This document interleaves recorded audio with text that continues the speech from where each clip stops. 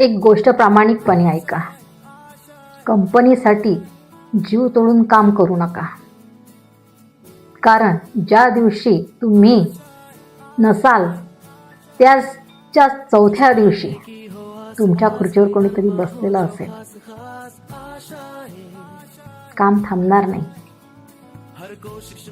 काम थांबणार नाही. फक्त माणसं बदलतात. कंपनीसाठी तुम्ही फक्त एक नंबर आहात. कंपनीसाठी तुम्ही एक नंबर आहात, एक ID नंबर. पण खरी तुम्ही कोणाचं तरी संपूर्ण आयुष्य आहात. म्हणून वेळ काढा कुटुंबासाठी.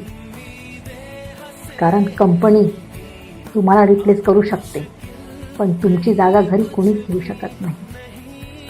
यावर तुमचं काय मत आहे? कमेंट्स करून नक्की कळवा. नक्की सांगा मला.